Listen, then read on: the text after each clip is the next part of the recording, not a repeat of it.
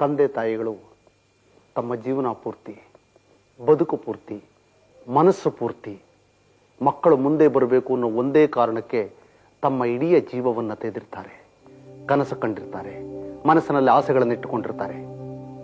ಅವರ ದುಡಿಯುವ ಶಕ್ತಿ ಮುಗಿದು ಹೋದ ತಕ್ಷಣ ಮಕ್ಕಳು ಅವರನ್ನ ಮನೆಯಿಂದ ಆಚೆ ಕಳಿಸ್ಬಿಟ್ರೆ ಅಥವಾ ಕ್ರೂರವಾದ ವಾತಾವರಣವರುವಂತಹ ವೃದ್ಧಾಶ್ರಮಗಳಿಗೆ ಸೇರಿಸ್ಬಿಟ್ಟು, ಎಲ್ಲಾ ಮಕ್ಕಳು ಹೀಗೆ ತಂದೆ ತಾಯಿನ ವೃದ್ಧಾಶ್ರಮಕ್ಕೆ ಕಳಿಸ್ಬಿಡ್ತಾರೆ ಅಂತ ನಾನು ಹೇಳೋದಿಲ್ಲ. ಅವರ 100ರಲ್ಲಿ 90 ಜನ ಮಕ್ಕಳು ವೃದ್ಧಾಶ್ರಮಕ್ಕೆ ಕಳಿಸೋದಿಲ್ಲ, ತಂದೆ ತಾಯಿ ನೋಡ್ಕೊಳ್ತಾರೆ. 100ಕ್ಕೆ 10ರಷ್ಟು ಜನ ಮಾತ್ರ ಹೀಗೆ ವೃದ್ಧಾಶ್ರಮಕ್ಕೆ ಅಲ್ಲಿ ಇಲ್ಲಿ ತಳ್ಳಿ ಬಿಡ್ತಾರೆ. ಮುಂಚೆ ಹಿಂದಿನ ಕಾಲದಲ್ಲಿ 100ಕ್ಕೆ 1% ಜನ ಮಾತ್ರ ತಂದೆ ತಾಯಿನ ವೃದ್ಧಾಶ್ರಮಕ್ಕೆ ಕಳಿಸ್ತಾ ಇದ್ರು. ಈಗ 10% ಜನ ಕಳಿಸ್ತಾರೆ.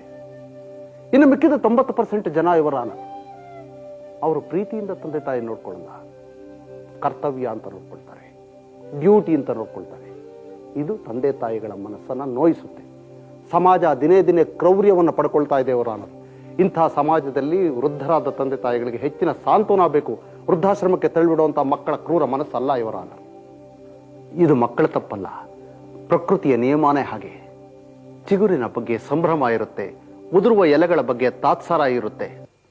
ಬೆಳೆಯೋ ಪೈರಿಗೆ ಆರೈಕೆ ಅವಶ್ಯಕತೆ ಇದೆ ಇವರ ಹಾಗಂತ ಬೆಳೆದು ಮುಗಿದ ಮರನ ಕಡಿದು ಹಾಕ್ಬಿಡ್ಬೇಕು ಅಂತ ಇಲ್ಲ ಅಲ್ವಾ.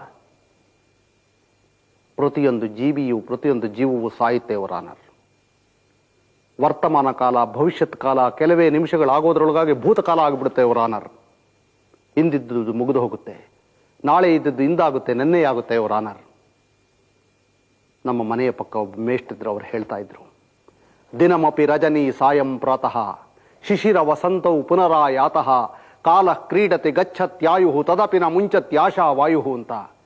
ದಿನವಾದ ಮೇಲೆ ಹಗಲಾದ ಮೇಲೆ ರಾತ್ರಿ ಆಗುತ್ತೆ, ರಾತ್ರಿ ಆದ್ಮೇಲೆ ಹಗಲಾಗುತ್ತೆ, ಶಿಶಿರವಾದ ಮೇಲೆ ವಸಂತ ಋತು ಬರುತ್ತೆ, ದಿನಗಳು ಉರುಳು ಹೋಗುತ್ತೆ, ಕಾಲ ಕ್ರೀಡೆಯನ್ನಾಡುತ್ತಾ ತನ್ನ ಕಾಲವನ್ನು ಮುಗಿಸಿಬಿಡುತ್ತೆ, ಕಾಲನ ರಥ ನಿರ್ದಯವಾಗಿ ಹೊರಟು ಹೋಗುತ್ತೆ.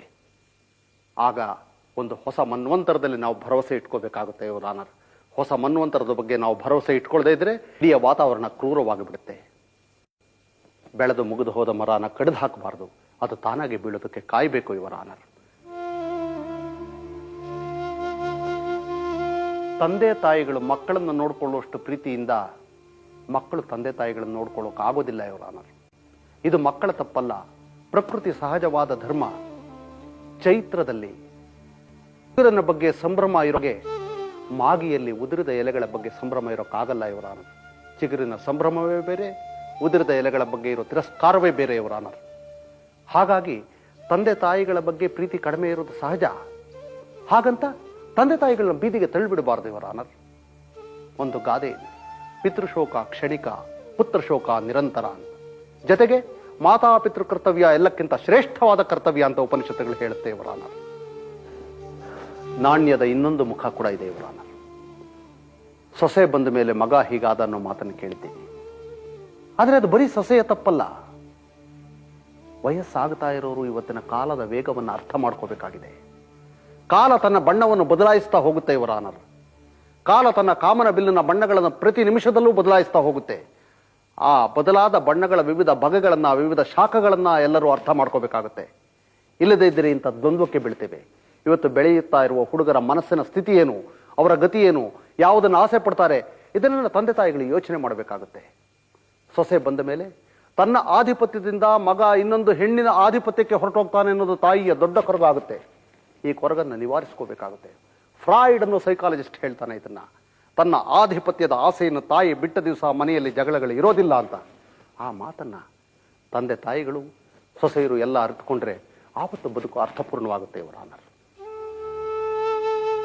ತಿಂಗಳಿಗೆ 6,500 ರೂಪಾಯಿ ಕಾರಿನ ಇನ್ಸ್ಟಾಲ್ಮೆಂಟ್ ಕಟ್ತಾರೆ, ಬೇರೆ ಬೇರೆ ಇನ್ಸ್ಟಾಲ್ಮೆಂಟ್ಗಳಂತ 3,500 ರೂಪಾಯಿ ಕಟ್ತಾರೆ.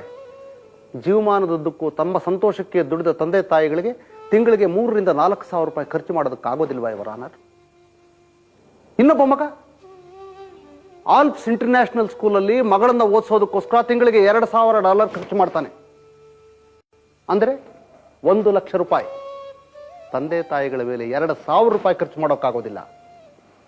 ತಾಯಿನ ಅಮೆರಿಕಾದಲ್ಲಿ ಬಾಣಂತನಕ್ಕೆ ಅಂತ ಕರೆಸ್ಕೊಳ್ತಾರೆ. ಯಾಕೆ? ಜವಾನರು ಸಿಗೋದಿಲ್ಲ ಅಮೆರಿಕಾದಲ್ಲಿ. ಭಾರತದ ತಾಯಿ ಅಲ್ಲಿ ಜವಾನಿಯಾಗಿ ಹೋಗ್ಬೇಕು, ಆಗ ತಾಯಿ ಬೇಕು, ಈಗ ಸಾಕೋದಕ್ಕೆ ತಾಯಿ ಬೇಡ ಇವರ ಆನರ್. ಕತ್ತಲು ತುಂಬಿದ ತಮ್ಮ ಹೃದಯದಲ್ಲಿ ಆತ್ಮಸಾಕ್ಷಿಯನ್ನು ಬೆಳಕನ್ನು ಚೆಲ್ಲಿ ಮಕ್ಕಳು ನೋಡ್ಕೋಬೇಕು ಇವರ ಆನರ್. ಇಷ್ಟು ದಿವಸ ತಾವು ತಂದೆ ತಾಯಿಗಳ ಬಗ್ಗೆ ಮಾಡಿದ್ದು ಸರಿನಾ ತಪ್ಪ ಅಂತ ನಾನಿವತ್ತು ಈ ಕೋರ್ಟನ್ನು ಕೇಳೋದಿಷ್ಟೇ ಇವರ ಆನರ್. ಈ ವಾದ ವಿವಾದಗಳಿಂದ ಆಚೆ, ಕಾನೂನಿನ ಪ್ರಶ್ನೆಗಳಿಂದ ಆಚೆ ಒಂದು ಅಂತಃಸಾಕ್ಷಿ ಮಕ್ಕಳ ಮನಸ್ಸನ್ನು ಮುಟ್ಟಿದರೆ ಸಾಕು.